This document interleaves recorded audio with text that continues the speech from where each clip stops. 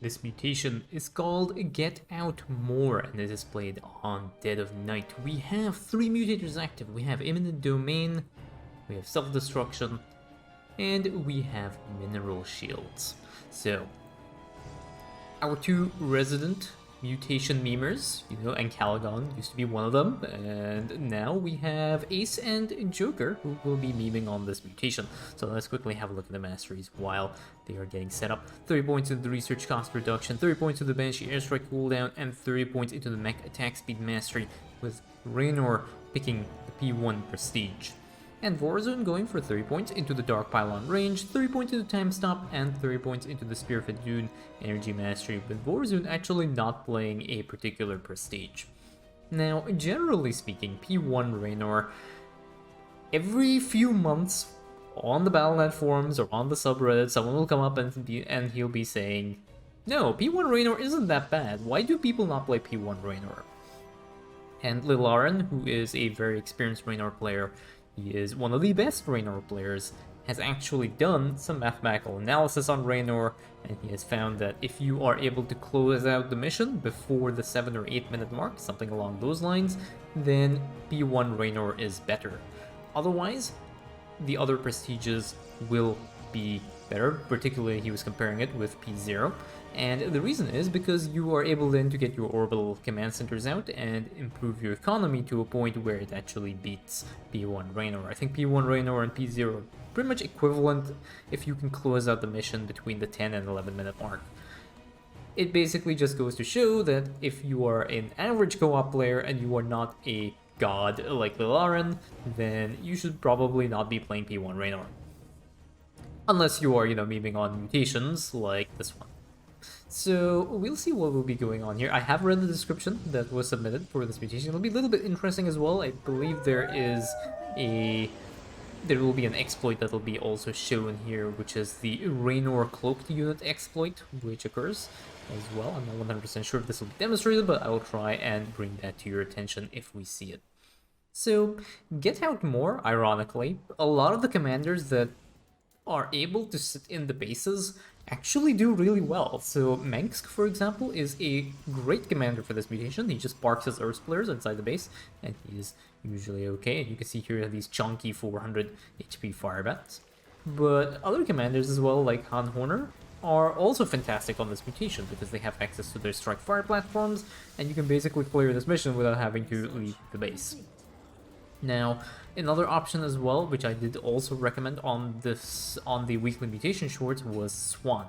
So we have a Dark Templar set here, they're just gonna go in and just gonna quickly snipe through these structures. But Swan is a great commander as well for this mutation, but do be aware that the way people normally play Swan on this mission is not the way Swan should be played. So the idea is that Swan defends, as he usually does with his siege tanks and his static defenses, but what you should be doing with Swan as well is using your drill and your calldowns to snipe the structures around the map. So calldowns can be utilized if there's certain positioning that is going to allow you to clear the structures very efficiently. If you're in player 1's position, you will be in a slightly better spot, so you can get like 8 instead of 7 structures per calldown use. And again, more information is available on Starcraft2Club.com's Swan page. I don't think it is there on the Dead of Night page. It's on the Swan page that'll show you how to target these structures. Additionally, also what you should be doing if you are playing Swan is use a Hercules just to provide vision for your laser drill and then just auto attack these structures that even during the nighttime. You do not need the drill to help you during the nighttime. So time stop being utilized here as well, and this is just going to stall this Kaboomer just a little bit. Vorazun going for the mass Prickle build. So actually, interestingly enough, Vorazun decided to just run straight through and just try and snipe at these structures, but now time stop is over, so Vorazun will have to come back and try and defend this. And they have to be, again, very careful. These oracles are actually kind of squishy. So very nice black hole use here, and you can see the utility between the black holes and Raynor's Firebats, getting a lot of good value, and that's just basically it's something to also take note of when you are playing co-op, is to try and utilize the synergies between commanders as well as you possibly can. Black Hole synergizes very well with a lot of splash damage. Black Hole and like Carax and Arctanus with their orbital strikes is really good as well. so to utilize this. But you can see here one of the issues that Raynor is having is that his medics are running out of energy. So like these units are not really taking very much damage, so it doesn't really matter too much. But once they start taking a lot of damage there, these medics run out of energy, and then you kind of have another problem to deal with. But anyway, these guys are going to start pushing out, and they will be splitting, I believe. Will they be splitting? Yes, they will be splitting. So again, the other thing also that I notice that really annoys me is that players will tend to try and stick together, and it means that you're clearing half the areas that you would normally want to clear. We have Banshee airstrikes being utilized at the top here after a little scan. We have the Hyperion as well, and just basically Hyperion just moving around and trying to clear this as quickly as possible. And again, there's a Viper that has gotten the parasitic bomb here, but these Banshees just do not care. The goal is to just try and snipe as many structures as they possibly can. Oracles here as well, clearing out. I wonder if we can get the... I wonder if the objective completion will be shown. Okay, there we go. We'll put this up. I believe I do have one also for the mission achievement completion thing, but I don't think yeah, that's not going to show up because this is an arcade map. And the other thing also that sometimes people ask is how do I solo mutations, and how do I set various things. These are usually done on the arcade maps. I do encourage people to play on the regular co-op missions because there are sometimes a few scenarios in very limited cases where the arcade map behaves very slightly differently to how the regular mission will operate. I think the most recent weekly mutation, which was Night Drive on Cradle of Death, I think that one, the truck was providing vision in the regular missions through the Afraid of the Dark mutator, but I believe that the arcade map did not. So there are like small differences, but overall I will not disqualify your submission if you are playing on an arcade map. So that is fine as well. So Warzun's Oracle is just chilling here, waiting for their energy to regenerate for a while. And over here we have a lot of chunky firebats, and firebats sitting at 420 HP right now with a bunch of medics. They will be starting to push in, but you can see they are holding pretty well by themselves. But again, these medics are actually eventually just going to run out of energy, and then these firebats are kind of on their own, and you can already see that happening, especially with the self-destruction. The splash damage is being split among all these firebats here. They are able to push through and dealing a good amount of damage as well. These things deal extra damage versus light, and these structures are light as well, so you're getting the damage bonus from the firebats on these infested structures. But nighttime is coming in, or nighttime has come in right now, and now it'll be time for these players to defend. These firebats are going to continue pushing through, I think. Are they going to continue pushing through? They can actually do that. Oh no, there's a recall over here to hold them now into position, and now these oracles are also back home. So Dark Pylon range being utilized here. Remember that Dark Pylon does increase your energy regeneration as well, so it's one of the reasons why these Dark Pylons are being utilized. There are a few ways of cheesing this mutation as well. Imminent Domain is one that people do like to cheese with Terrans. So if you let your structure burn down, then what happens is that it gets converted to Amon's side. Because if there are a few conditions, I think there has to be some kind of pathing. I can't remember exactly what the details are, but what you can do is you can cheese it and wall yourself in with Amon structures, and Amon will obviously not attack his own structures, so that way you don't have to worry about any kind of defenses. So that also can be used. But over here, these players will be playing a straight up game, and a lot more oracles as well being produced. And again, one other interesting thing about these oracles is that their attack damage is also affected by their attack upgrades. So even though technically the pulsar beam is kind of like a spell-ish kind of thing, it is still affected by the weapon upgrades for the oracles. So you can utilize that as well to your advantage. So lots of self-destruction here. Lots of structures take damage because of the self-destruction. You will have to be careful because if these structures do get captured, then there is going to be a bit of a problem. So time stop getting utilized here, and Dark Templars will be sent over to try and clear out at least some of these things. And where did the oracles go? They're just parked over here right now. They're just chilling right now, waiting for the night to end and the daytime cycle to begin. Okay, the Hyperion getting utilized over here again. Notice the utility of the Hyperion. The Hyperion does not need to be used for defenses. They are using it to try and just pick off these enemy structures, which I guess is okay. What I would probably like prefer to use the Hyperion for is to just weaken these enemy forces and these enemy bases, which is what the Hyperion is doing right now, which is also kind of nice. Yamato cannon on these structures as well. I would rather use the Hyperion just to take out these enemy forces, so then you can just snipe out the rest with your banshees and whatnot. But again, these players are rushing. There are 84 structures left on the map, and now another set of mineral shields. So mineral shields, again, defenses are also kind of a thing that usually annoys players. So a lot of the turns they will have bunkers active, and they will have some kind of static defense you can utilize. If you're using, I think I'd recommend a Tan and Horner for the weekly mutation, for this weekly mutation. You can use either your mag mines, or you can have a set of Reapers. As long as you're not F2A moving, those Reapers can clear those structures. Protoss, obviously, you can use some photon cannons to defend.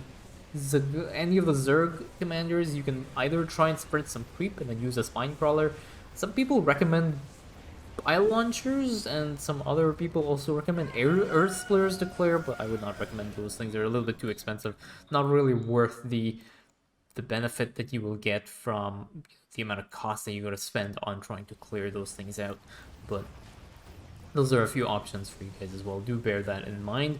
And now these firebats are going to start pushing in, and you can see this is where the problem. This is the problem, right? These medics now are running out of energy, and there's really nothing else to help them. And the remax is also a lot more difficult. The advantage that Raynor has is that his firebats actually have a lot of HP, and they can tank a lot of damage. And especially with this kind of build where you're doing just firebat medic, it's kind of okay. But Raynor has also discovered there's one other small problem here, which is he has nothing to shoot air units, but he seems to just be ignoring these right now. And now these oracles are going to get a little bit Overseer interested in these oracles, wants to try to take them out, getting lured into these photon cannons, and now the Mulus will end up going down. Overseer reconsidering its life choices, and oh, no, it's just gonna park itself here. Just check things out right now. Get poked a little bit and ends up dying in the end. But these firebats are pushing through, and they will be able to clear out this top left side of the map. We have again Banshee airstrike being utilized here to try and snipe these structures out. And notice how Raynor just really does not care about these things. And like, see what's happening over here. You can see these Banshees now are taking damage, and nothing really. These things are not warping away. And if I can actually find out why, yeah. So we have an orbital command center here. So this is an interesting thing about the way this passive works. The emergency recall passive says that whenever a unit is going to die, as in like it is going to get to 0 HP, find the primary structure, which is a nexus or a lair or a hatchery or a hive or a command center, and teleport the unit to that area that belongs to the player. So in this case, because this is Raynor, it's like find the nearest command center. But what's happened is that I think Blizzard forgot to list orbital command centers as a valid structure to do the emergency recall. And because orbital command centers are different to command centers in the game does not recognize that this is actually a valid position to emergency recall the Banshees. So the Banshees actually just do not get emergency recalled, and they end up being invulnerable, which is what's going on over here. So again, I'm going to try and show it to you. I'm trying to find out where these Banshees are. Okay, there they are. So now these Banshees are going to be able to just take these things out, and it's pretty much like these things are invincible. So right now there's nothing really that can focus them down because there's no detection over here. But there we go. We have some infested that are just targeting this Banshee, and this Banshee is just going to remain at 1 HP as well. And also one of the funny things is because of the way the AI works, they will target the lowest HP target. So usually what happens is you'll end up with a Banshee that will end up at full HP, and then you have like 4 Banshees earlier that just had like just 1 HP because enemy forces would just start and target them. And these Banshees are basically invincible right now. They will just last forever, which is very, very convenient. So Vorazun has come in, and he's gonna go, or she's gonna go in and just delete that Virophage, and now all that is left is to clear out the rest of these things. And one thing Vorazun can also do if you really decide to really want to troll is you can actually take out your own Nexus, and that'll cause your oracles, but that is kind of asking for trouble. So there's going to be an emergency recall, or not, just a dark pylon recall right now. The oracles are going to be over here, and Raynor is just going to slowly start focusing down the rest of the structures. So yeah, lots of ways of cheesing the mutation. You know, you can wall yourself in with the Eminent Domain cheese. You can use the Raynor cloak cheese if you want. There's also, you can do a base lift off cheese. I think that is one as well, but I think that takes a very, very long time. especially because this mutation isn't particularly difficult. Like, you can lift up your Terran bases and, fly them off to the corner of the map, and as long as the enemy composition doesn't have any air units, you can pick them off with your cooldowns. But I think that might be a little bit overkill given the simplicity of this mutation. So you do have a few options available to you if you want to utilize them. But I think most players will probably just end up playing Hanhorn or Swan, like those kinds of commanders, Menks, and just clear this thing as well. So we have Nine Swarms now available on the map, and again, like, things only appear on night number 3. There's a black hole here, everything being trapped. Disco Inferno activated on these oracles, and everything here just gets deleted. And someone's goose is getting cooked somewhere, and is over here. These firebats just getting slapped around by the aberration, and eventually this aberration will end up going down, but the aberration is armored, so it is a bit of a problem here. So the aberration moving over, and again, this guy is just gonna get blown up over here, and you can kind of see where the problems occur with P1 Raynor. He's like, he has no minerals right now, and he kind of needs more minerals. And I know they are memeing, so it's they were doing it on purpose. But my advice would be to play Raynor P0 if you do intend on doing this kind of like bio build. So there's the drop attack coming up over here. Lots of overlords. A very nice black hole here does trap all these overlords over, and I think it's going to be a while before these things are going to go down. There's a very strong lack of anti-air now.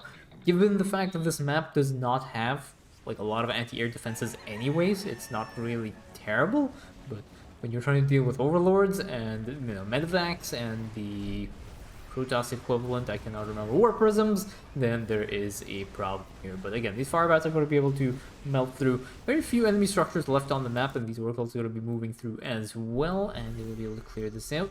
Disco Inferno has been activated right now.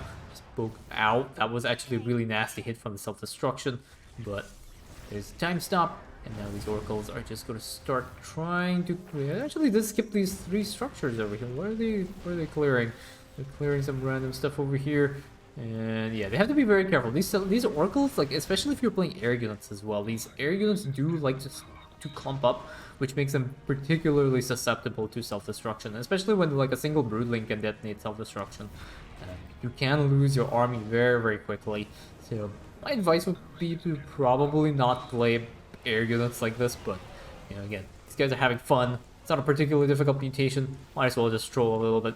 And that is the last infested structure that is going to get cleared out. What are the losses? Not too bad, actually, losses on the firebat. Very, very well played. Those are all the structures cleared. That is GG.